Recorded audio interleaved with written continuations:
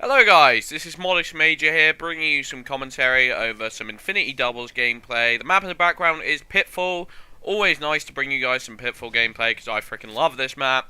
Adore it to death, it's amazing, and I don't know, I just remember back to when they had that surprise under their belt of the Champions bundle and Ricochet and these two maps and how excited I was back then because at that time period I was actually going off Halo and I was starting to think like maybe I needed to mix up my Halo games or even consider switching games. I even tried Call of Duty Ghosts out.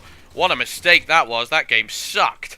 That game sucked so bad. I'm kind of getting into Twitter debates now with people about, Call of Duty Ghosts and how I think it sucks. And, it might seem a little bit negative of me and it might seem a little bit argumentative, blah, blah, blah. But, personally, I'm sick of people thinking they can just outright bash on Halo 4 and they never get called out on it. I see so many people just say Halo 4 is just a bad game and there's no one ever to counter argument that fact. And I'm not going to say I think Halo 4 is the best game, but it's definitely the best FPS on the market, and FPS on console is pretty lousy right now with Gears of War doing awful, and Call of Duty Ghosts being, in my opinion, the worst in the franchise. I think FPS on console is kind of taking a hit right now, and you see these big PC games like Dota and League of Legends, even Counter-Strike Go, which isn't FPS, but the PC market is doing a lot better on the competitive scene and in the multiplayer space in general,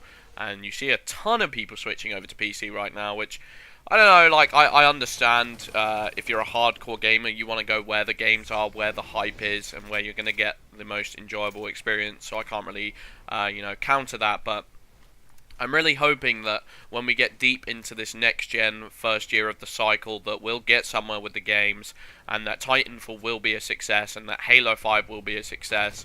Obviously, there's no doubt in my mind that Halo 5 will be on the MLG circuit, and it will have a lot of hype. It just kind of depends how much hype, and it depends if the community like the game.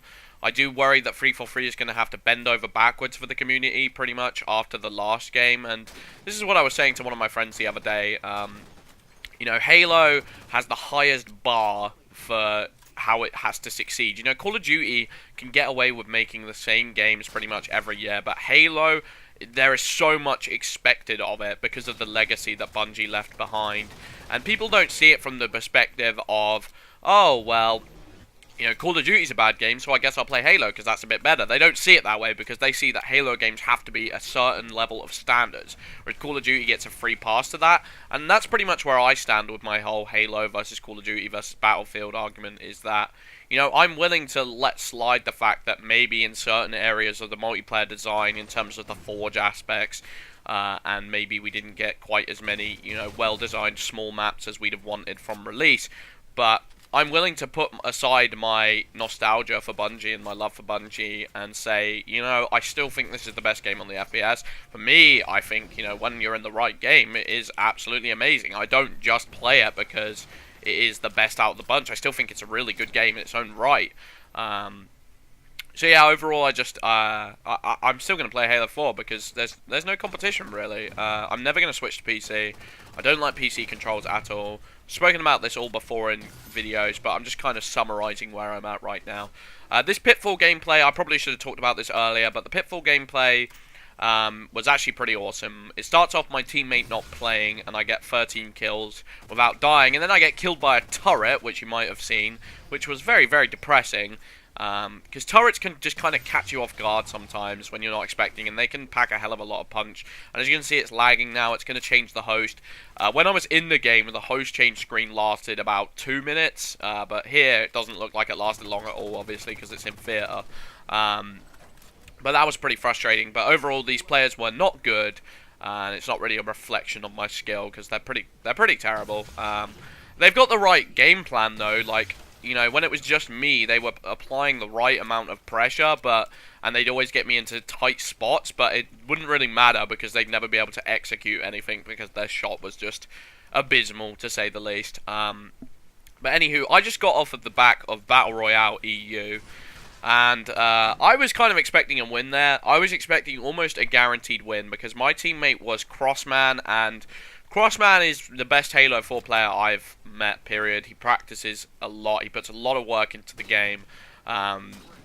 And he's got very good communication, very good positioning, pretty much like an all-round beast player with a six snipe as well.